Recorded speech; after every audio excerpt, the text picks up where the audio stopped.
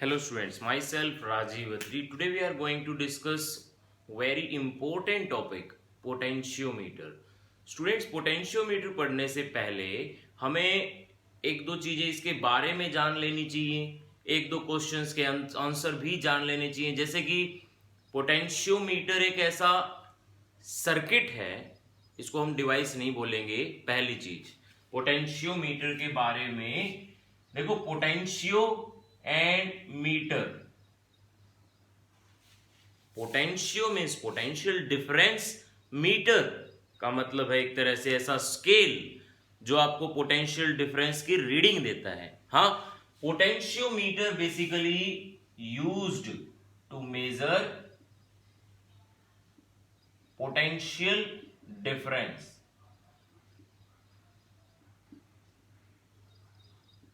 वो भी accurate value. हम इसके ऊपर बिल्कुल आंख बंद करके भरोसा कर सकते हैं कि एक्यूरेट वैल्यू ही मेजर करेगा, because it is based on null deflection. Null deflection का मतलब क्या है? नल डिफ्लेक्शन मतलब करंट ड्रॉन नहीं करेगा सर्किट में से, उसके बावजूद भी आपको exact value of potential difference मिलेगी। जैसे कि मैं आपको अगर एक एग्जांपल दूं कि why potentiometer and why voltmeter cannot used to measure accurate value of potential difference।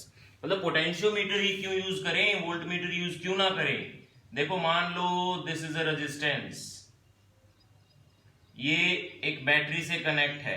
Okay, again this is a resistance, ये उसी बैटरी से कनेक्ट है, वही रेजिस्टेंस है।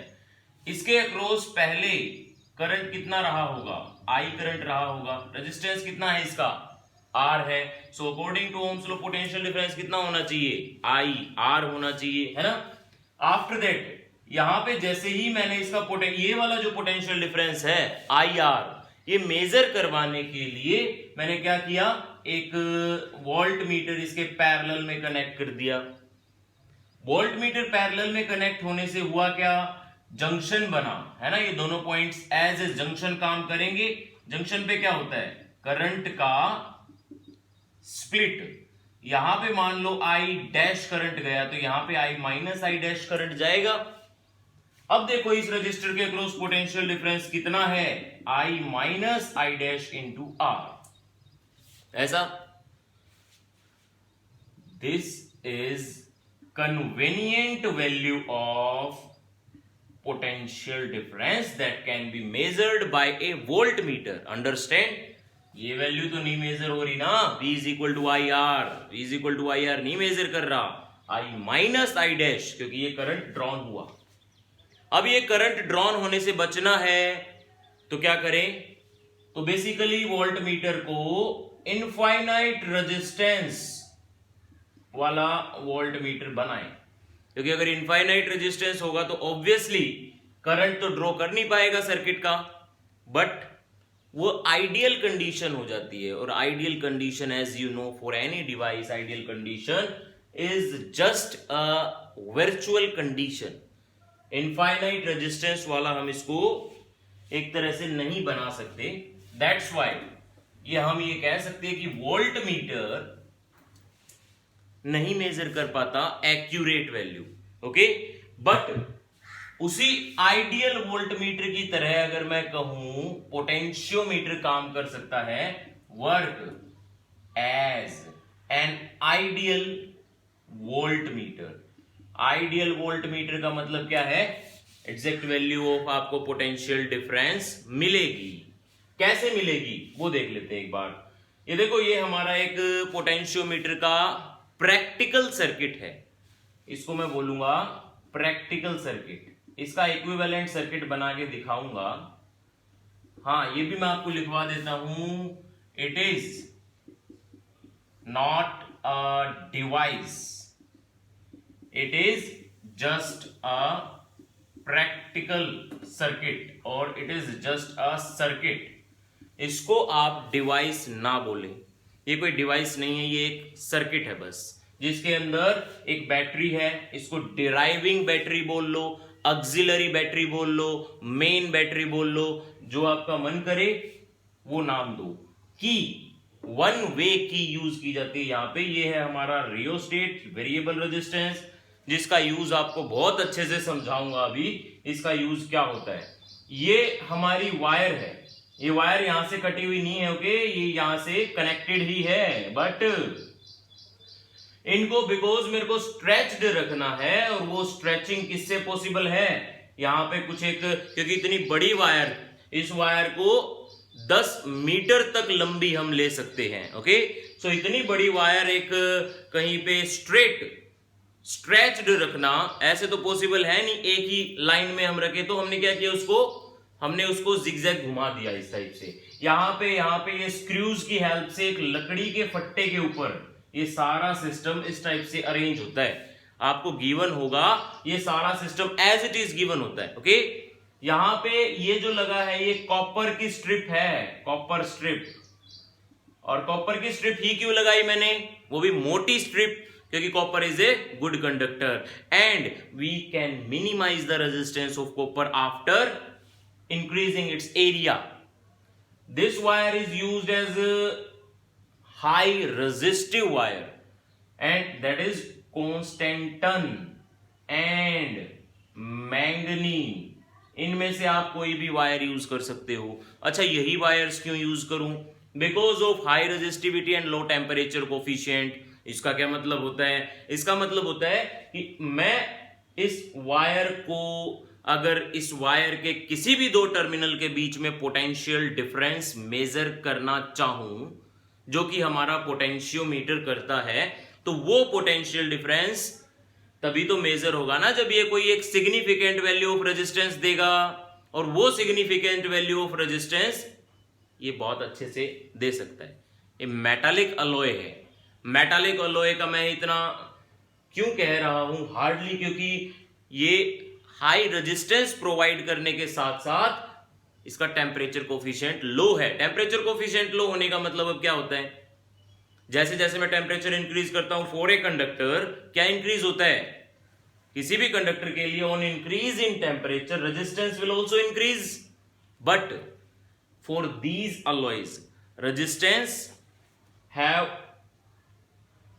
Very less amount of change on increase in temp, मतलब बहुत ही छोटा सा चेंज होता है रेजिस्टेंस में, जो इतना ज्यादा हम सिग्निफिकेंट नहीं मानते।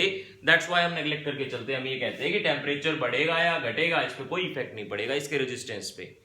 That's why these type of wires are used. ये है स्केल, ये ड्रॉ होता है एज इट इज। आपका जो लकड़ी का फट्टा होगा उसके ऊपर ड्रॉ मिलेगा, ये पहले से ही ड्रॉ मिलेगा 0 से लेके 100 सेंटीमीटर तक, ताकि आपको लेंथ का अनुमान हो जाए। जैसे कि यहाँ पे 0 है तो ये 100 सेंटीमीटर रही होगी, ये पूरी 200 रही होगी, ये पूरी 300 रही होगी, और यहां से यहां तक ये एंड पॉइंट है इसका, ये और ये स्टार्टिंग पॉइंट है, ये एंड पॉइंट है, ओके। ए बी से नाम दिया मैंने। ये क्या है 400, अभी फिलहाल 400 सेंटीमीटर की वायर यहाँ पे कनेक्टेड है। ये तो है इसका प्रैक्टिकल सर्किट। इस सर्किट को हम ध्यान में रख के पहली चीज, कोई भी ऑब्जर्वेशन अच्छे से समझ नहीं पाएंगे। दैट्स व्हाई मैं आपको एक इसका इक्विवेलेंट सर्किट बनवा रहा हूं। देखिए इक्विवेलेंट सर्किट ध्यान से देखें। एक बैटरी कनेक्ट है, ऑक्सिलरी बैटरी है ना, इस बैटरी के साथ साथ एक, अच्छा बैटरी का कुछ ना कुछ इंटरनल रेजिस्टेंस भी रहा होगा, हम ये नहीं कहते इंटरनल रेजिस्टेंस नहीं है, बिल्कुल है।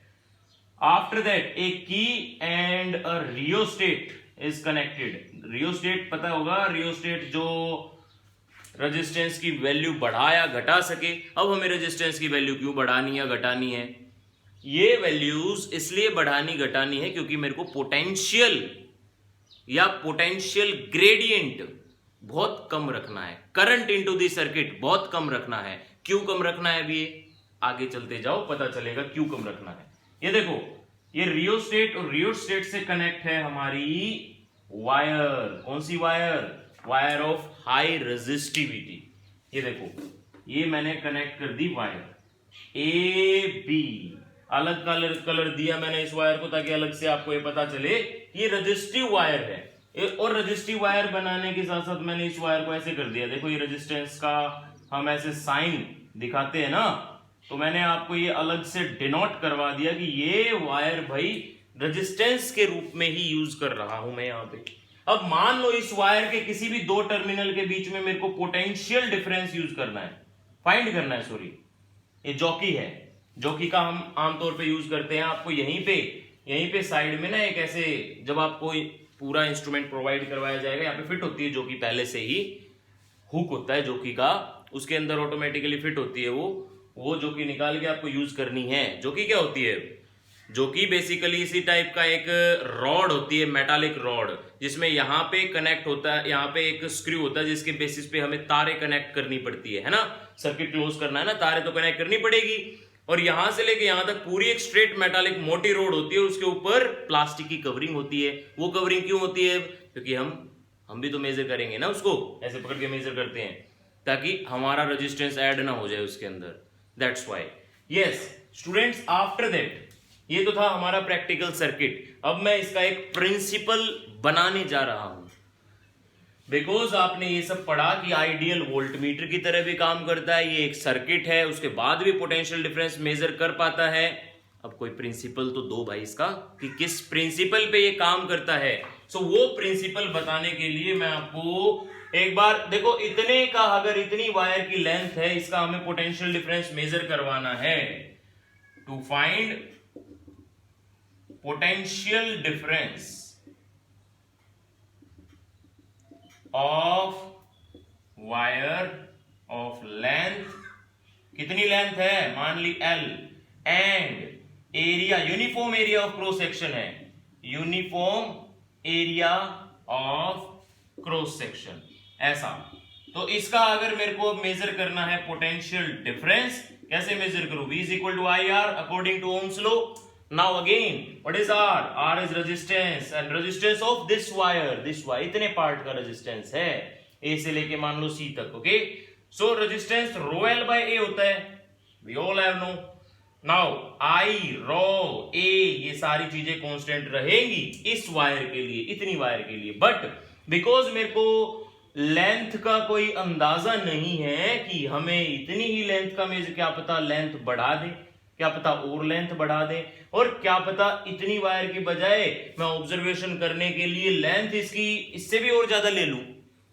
तो लेंथ हमें बेसिकली यही देखना है कि मैं लेंथ जैसे जैसे इंक्रीज कर रहा हूं तो ऑब्वियसली रेजिस्टेंस की वैल्यू बढ़ेगी, और रेजिस्टेंस की वैल्यू बढ़ेगी तो अब पोटेंशियल डिफरेंस मेरा पोटेंशियोमीटर ढंग से मेजर कर पा रहा है या नहीं कर पा रहा है, ये चीजें हमें ऑब्जर्व करनी है।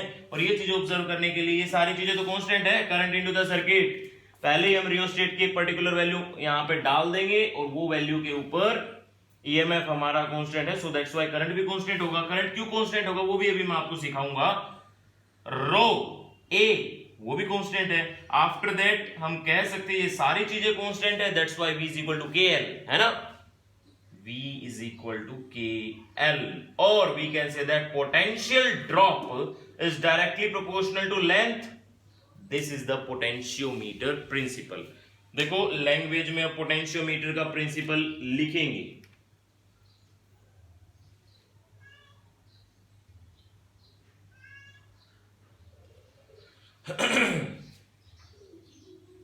यस, पोटेंशियोमीटर प्रिंसिपल में यहां पे लिखवा रहा हूं, देखो इसी फाइनल एक्सप्रेशन पे बेस्ड है प्रिंसिपल कि व्हेन करंट कांस्टेंट होना चाहिए, ये देखो डिमांड है इसकी, करंट कांस्टेंट होना चाहिए, when constant current flows through the circuit, है ना, क्योंकि हमारा पोटेंशियोमीटर कोई डिवाइस नहीं है, ये एक सर्किट है, दैट्स व्हाई मैं बार बार सर्किट वर्ड यूज कर रहा हूं।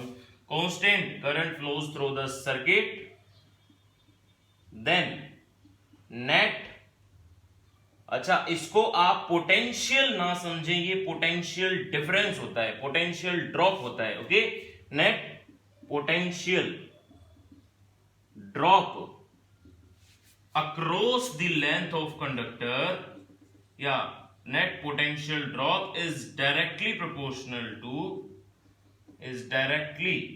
proportional to length of conductor, ये कंडक्टिंग वायर है। अब आप ये पूछोगे कि ये क्या निकाला और इसका यूज कहां करूं। अब मैं समझ में, इतना तो समझ में आ गया सर, बट इसका यूज कहां पे करूं। अब मैं यूज करने के लिए भी दिखाता हूं। पहले आपको ये समझा रहा हूं मैं करंट कैसे कांस्टेंट रहेगा। जैसा कि हमें पता है current is equal to potential by resistance होता है। रेजिस्टेंस कितने हैं total? Small R is the resistance of this, R is the resistance of rheostat, plus इसका देखो लेंथ का हमें कोई अंदाजा नहीं है कि कितनी लेंथ लेनी है, but resistance per unit length का तो अंदाजा होगा। मान low resistance per unit length है रो मान रहा हूं। ये कोई डेंसिटी नहीं है, ये कोई रेजिस्टिविटी नहीं है, ये मैंने अपनी तरफ से ऐसे ही मान लिया। तो resistance of that wire length L is rho into L। ये रेजिस्टेंस भी तो ऐड होगा ना हमारे सर्किट में। हाँ, जो रेजिस्टेंस ऐड हुआ, अब देखो ये सारी चीजें कांस्टेंट है या नहीं है? सारी चीजें कांस्टेंट है। सो दैट्स व्हाई मैंने बोला when constant current flows through the circuit, net potential drop is directly proportional to length of conductor. देखो अब इसके बाद एक बार स्क्रीनशॉट अगर करना हो तो कर सकते हो। आफ्टर दैट इसके बाद मैं आपको सिखा रहा हूं कि इसको यूज कैसे करूं। अब मैं हमारा पोटेंशियोमीटर अब प्रैक्टिकल के लिए कैसे रेडी होगा।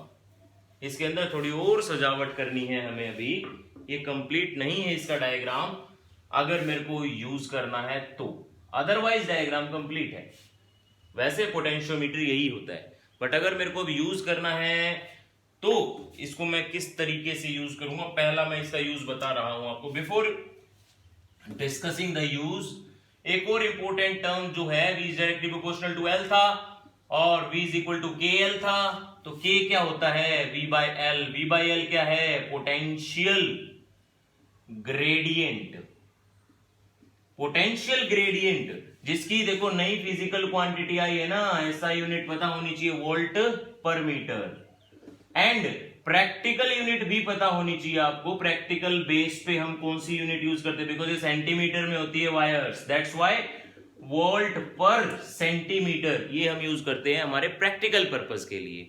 नाउ स्टूडेंट्स, पोटेंशियोमीटर का यूज समझाते हैं आपको। टू फाइंड, मान लो मेरे को फाइंड करना है, to find EMF of a cell, accurate EMF find करना है। और है ना, पोटेंशियोमीटर को हम कब याद करते हैं? एक्यूरेसी के लिए। कन्वीनियंट वैल्यू तो वोल्टमीटर भी दे देगा। तो उसके लिए अब मेरे को एक सेल तो चाहिए ना, जिसका मेरे को पोटेंशियल डिफरेंस मेजर करवाना है। सेल ले आओ, this is the cell that having EMF E।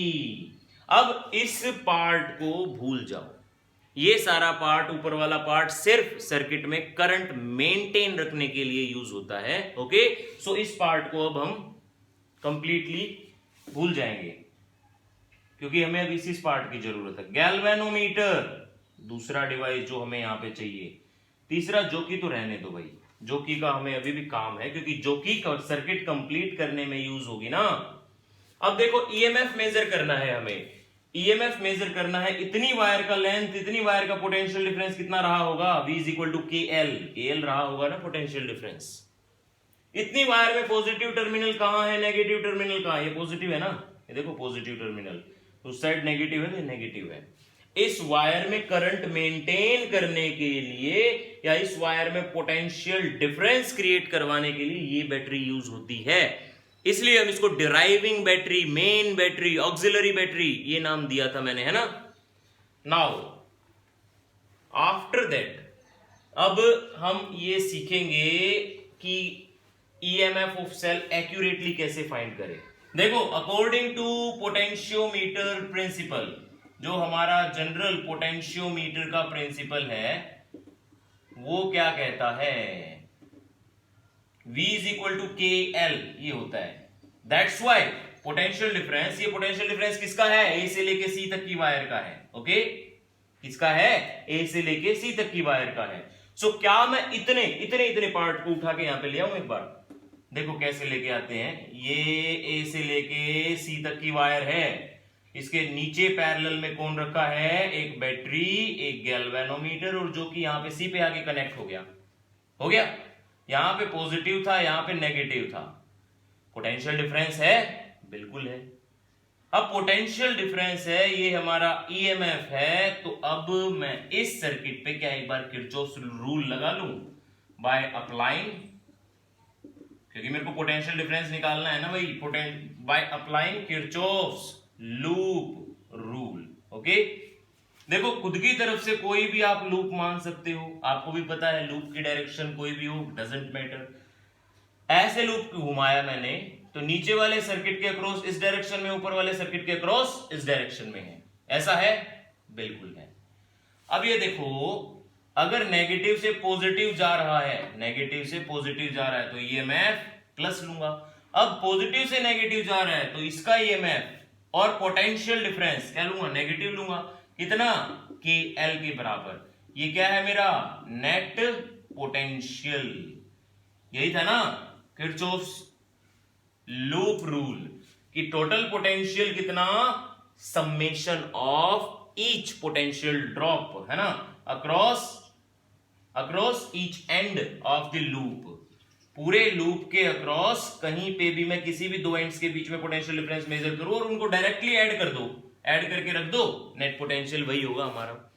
अब ये देखो केस बनाते हैं अब हम, जो प्रैक्टिकल बेसिस पे यूज करते हैं। केस क्या है, जोकी को जब मैं स्लाइड करवाना स्टार्ट करूंगा तो बिल्कुल यहां से शुरू करते हैं ना, यहां से शुरू करते हैं। और अगर यहां से शुरू करते हैं तो यहां पे लेंथ कितनी है, यहां से शुरू करने का मतलब है बिल्कुल यहां से शुरू करना, ऐसे शुरू करते हैं तो यहां पे लेंथ कितनी होगी, 0 होगी, एट एल 0। ये इनिशियल कंडीशन है, याद रहे, इनिशियली एट लेंथ 0 लेंथ पे क्या हो रहा है, नेट पोटेंशियल कितना आ रहा है, एक बार देखो, net potential is EMF, net potential is EMF तो हमें फाइंड करना था, तो हमें नेट पोटेंशियल की वैल्यू नहीं पता चली अभी बेसिकली, क्योंकि ये तो हमें फाइंड करना है, तो अननोन बैटरी है, अननोन सेल है, तो ये तो कंडीशन पूरी फेल हो गई। अब दूसरी केस 2। अब जैसे जैसे मैं इसको स्लाइड करूंगा, रिमाइंड दैट प्रिंसिपल, जैसे जैसे मैं इसको स्लाइड करूंगा जॉकी को, लेंथ इंक्रीज होगी तो पोटेंशियल ड्रॉप या पोटेंशियल डिफरेंस उसकी वैल्यू इंक्रीज होगी। अब मेरे को वेट करना है ऐसी सिचुएशन का कि जब धीरे धीरे मैं लेंथ बढ़ाऊं तो पोटेंशियल डिफरेंस इंक्रीज हो, और वो पोटेंशियल डिफरेंस कब, मेरी बैटरी के पोटेंशियल डिफरेंस के बराबर आ जाए।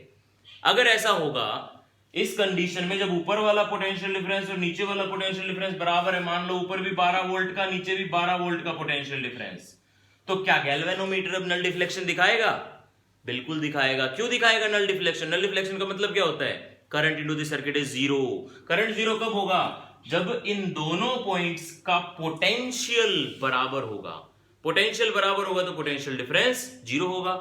समझ में आ रही है बात, पोटेंशियल इन दोनों एंड का बराबर चाहिए मेरे को, और अगर दोनों एंड का पोटेंशियल बराबर हुआ तो galvanometer shows the null deflection. तो यही हमें केस सेकंड में लिखना है, as by sliding the jockey को स्लाइड करते जाओ, by sliding the jockey we find null point, and at null point net potential will be 0 और potential difference will be 0 put करके देखो, 0 पुट करके देखोगे तो E is equal to KL आएगा, and E is equal to KL का मतलब क्या है, मतलब समझो, मतलब समझने से ही आपको कोई भी सर्किट, कोई भी क्वेश्चन अच्छे से समझ में आएगा। देखो KL, इतनी वायर का जो पोटेंशियल डिफरेंस है वही पोटेंशियल डिफरेंस नीचे जो पैरेलल में कनेक्टेड है उसका मिलेगा। पैरेलल में कौन कनेक्टेड है, हमारा ईएमएफ कनेक्टेड है, बिकॉज ये नल डिफ्लेक्शन पे काम कर रहा है, मतलब current into the circuit drawn will be 0। Current बिना करंट लिए, रिमाइंड दैट, ये बहुत जरूरी है समझना, बिना करंट लिए अगर पोटेंशियल डिफरेंस मेजर कर पा रहा है तो ऑब्वियसली ये एक आइडियल वोल्टमीटर की तरह काम कर रहा है।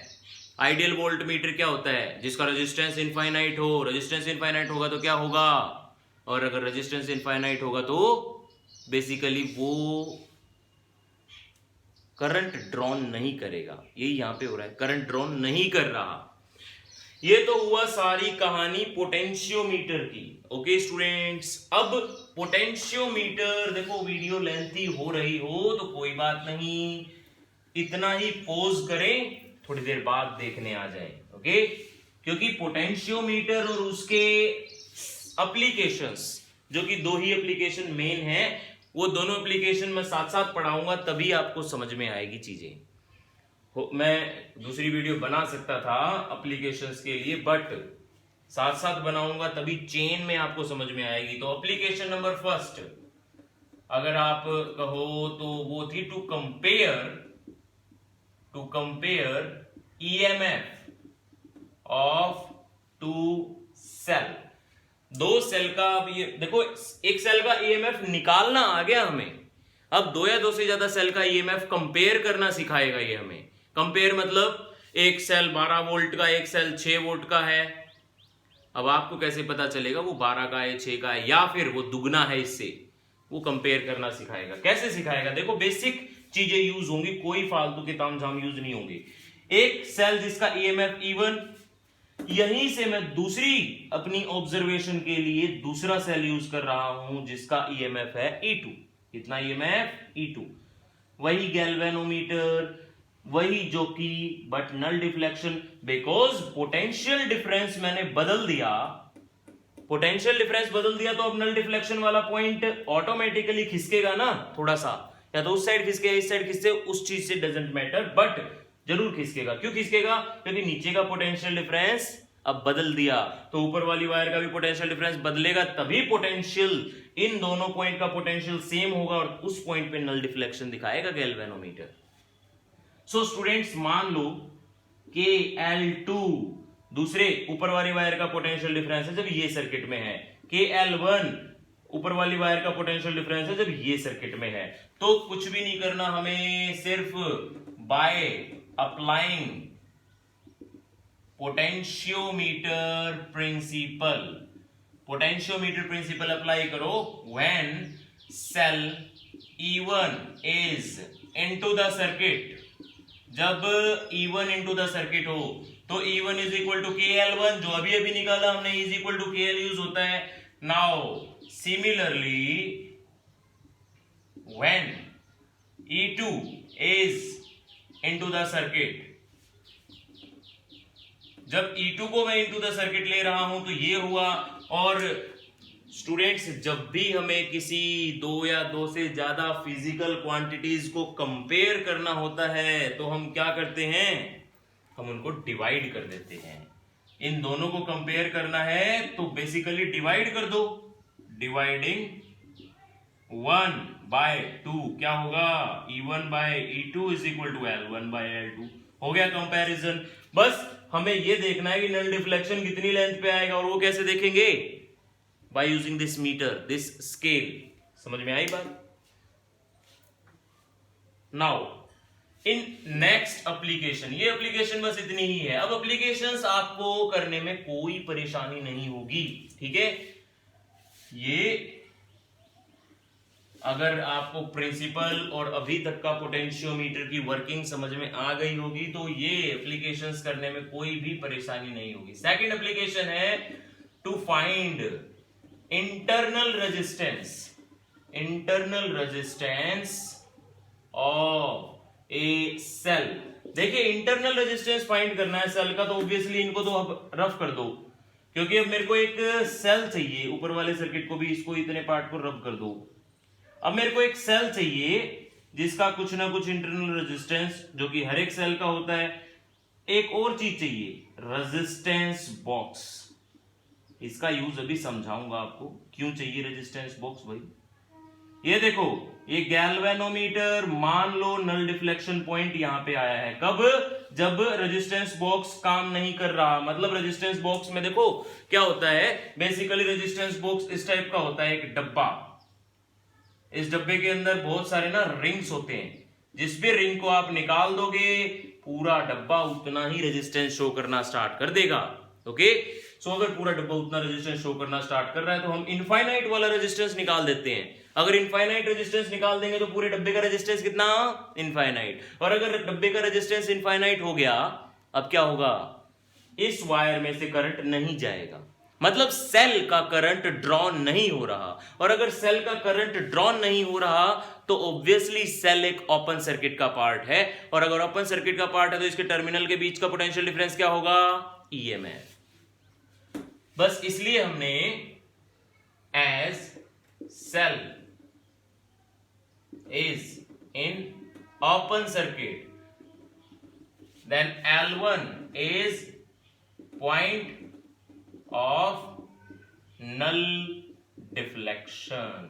L1 null deflection का हमारा पॉइंट है, और अगर L1 null deflection का पॉइंट है तो आप खुद एक बार ऑब्जर्व करके देखें, E is equal to K, L1 रहा होगा। अब क्या करें, रेजिस्टेंस बॉक्स में से वो इनफाइनाइट वाली रिंग तो वापस डाल दें, कोई छोटा मोटा रेजिस्टेंस इसका निकाल लें ताकि इसमें से करंट जाए अब। और अगर करंट जाने लग गया सर्किट का, हमारा इसका करंट यूज होने लग गया, तो एक तरह से हमारी सेल या बैटरी क्लोज्ड सर्किट का पार्ट बन गई। और क्लोज्ड सर्किट का पार्ट बन गई if cell is in closed circuit. अब अगर क्लोज्ड सर्किट का पार्ट बन गई तो V हो जाएगा, E नहीं होगा, और नल डिफ्लेक्शन भी ऑटोमेटिकली चेंज होगा, नल डिफ्लेक्शन की लेंथ ऑटोमेटिकली चेंज होगी ऑन डिवाइडिंग। स्टूडेंट्स डिवाइड करेंगे, E by V is equal to L1 by L2। ये मैं क्यों लाया, क्योंकि मेरे को भी यूज करना है इसका। फॉर ए सेल, देखो मैं यहाँ पे आपको अलग से निकाल के दिखा रहा हूं, फॉर ए सेल क्या होता है, E minus V is equal to I R. Small R find करना है ना, तो यहीं से फाइंड होगा। I क्या होता है, या फिर R से मल्टीप्लाई, R से डिवाइड करवा दो, क्या होगा, I R is equal to V. हाँ, V इसके नीचे भी रखो, इसके नीचे भी रखो, अलग अलग रख देते दोनों के नीचे, E by V, V by V। V by के V कितना होगा, 1 होगा। आ गया ना internal resistance. E by V की जगह पे L1 बाय L2 पुट करें। L1 बाय L2 जब पुट करोगे तो क्या होगा, L1 by L2 minus 1 into R is equal to value of internal resistance. कैसे फाइंड करी है value of internal resistance, by using potentiometer. और सिर्फ हमें किस किस चीज का होना चाहिए यहाँ पे अभी, एक तो L1 और एक, जब रेजिस्टेंस बॉक्स में से रेजिस्टेंस निकाला तो कोई दूसरी लेंथ पे नल डिफ्लेक्शन दिखाया होगा, तो L2। ये दोनों लेंथ्स का हमें अभी फिलहाल पता होना चाहिए। उस दोनों लेंथ को रेजिस्टेंस बॉक्स में से जो भी रेजिस्टेंस निकाला होगा वो ये रहा। समझ में आ रही है बात? तो ये इस तरह से हम इंटरनल रेजिस्टेंस फाइंड कर सकते हैं। बहुत आसान है, बहुत आसान। अब सेंसिटिविटी, ये क्वेश्चन बहुत पूछा जाता है। Sensitivity of A potentiometer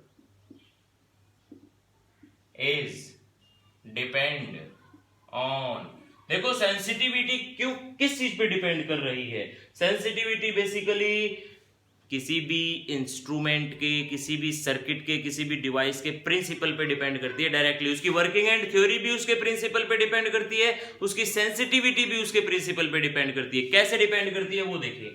principal क्या था, प्रिंसिपल पोटेंशियल ग्रेडियंट का चक्कर है टोटली।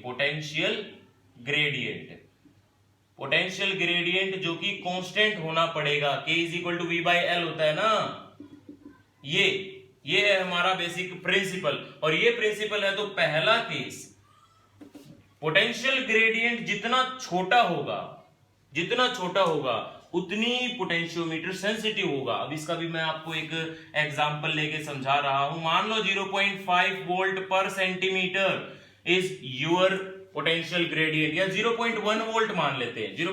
बहुत छोटा होना पड़ेगा पोटेंशियल ग्रेडियंट को। क्यों, देखो मान लिया मैंने 0.1 वोल्ट पर centimetre is the potential gradient of potentiometer. इसका मतलब क्या है, 1/10 वोल्ट बटे सेंटीमीटर लिख सकता हूं मैं।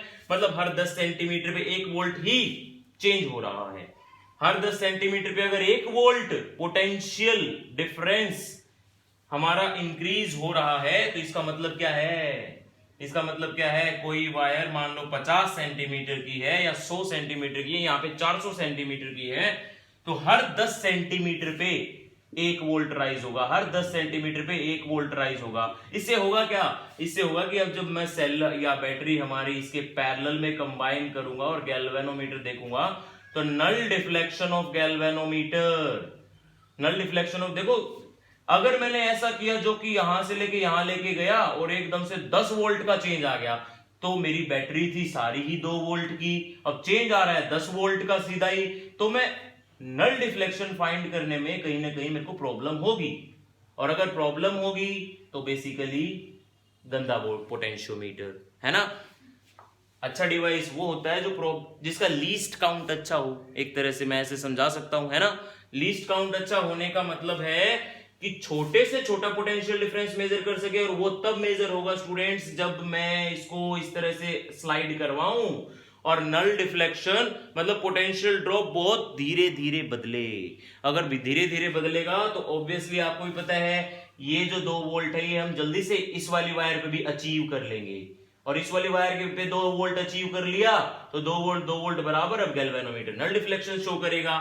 इसलिए हम पोटेंशियल ग्रेडियंट छोटे से छोटा, ये जो है छोटे से छोटा होना पड़ेगा इसको, है ना। Potential gradient should be small. Second one is, दूसरा जो है इसी का वो है, देखो ये छोटा होगा तब जब लेंथ इंक्रीज होगी, है ना। लेंथ ऑफ ये जो वायर है ना कॉन्स्टेंटन और मैग्नीन इंक्रीज, ये वायर बढ़ानी पड़ेगी आपको इसकी लेंथ। थर्ड वन इज, देखो ये घटाना है तो ऑब्वियसली इसको घटाना पड़ेगा, ये तो डायरेक्ट रिलेशन में हो गया बिल्कुल ही। और ये कब घटेगा, जब करंट घटेगा, और करंट घटेगा तो अब मैं जो स्टार्टिंग से बताता आ रहा हूं रियोस्टेट का यूज बताऊंगा। रियोस्टेट का यूज यही है, अब रेजिस्टेंस इंक्रीज करवाओ ताकि करंट डिक्रीज हो जाए, करंट डिक्रीज हो जाए तो पोटेंशियल का ड्रॉप डिक्रीज होगा, कम होगा, और पोटेंशियल का ड्रॉप कम होगा तो ऑब्वियसली हम छोटे से छोटा पोटेंशियल डिफरेंस फाइंड कर सकते हैं। कैसे, नल डिफ्लेक्शन मेथड से। हमें वो पोटेंशियल यहां पे लाना है, उसका पोटेंशियल अगर मैं इस वायर पे ले आया तो नल डिफ्लेक्शन, और इस वायर पे लाने के लिए मेरे को छोटे से छोटा पोटेंशियल का चेंज चाहिए। बड़ा चेंज अगर मेरे को एकदम से मिलने लग गया स्लाइडिंग पे तो फिर मैं इसको कैलकुलेट नहीं कर पाऊंगा, है ना। That's why third is by reducing current of circuit. और करंट ऑफ सर्किट कैसे रिड्यूस होता है, बताओ बताओ, by increasing resistance of rheostat. Okay, so students this is all about potentiometer. I don't think so अगर आपको अभी भी कोई डाउट रह गया हो, और अगर डाउट रह गया हो तो कमेंट सेक्शन में डालें, उस डाउट के लिए पर्टिकुलर मैं अलग से वीडियो बनाऊंगा, कोई बात नहीं। हाँ, और नेक्स्ट वीडियोस के लिए या प्रीवियस इससे पिछले मैंने A to Z topics cover करे हैं, आप मेरी प्लेलिस्ट में जाके देख सकते हो उनको। सो A to Z को टॉपिक्स आप भी कवर करें। ओके, किसी भी टॉपिक में डाउट आ रहा है तो कमेंट सेक्शन में डालें, किसी आने वाले चैप्टर में या पिछले चैप्टर के किसी टॉपिक में डाउट आया है उसको भी डालें। 100% हम कोशिश करेंगे कि आपके डाउट्स पे हम अलग से एक लेक्चर बना सके। Okay, thank you for watching.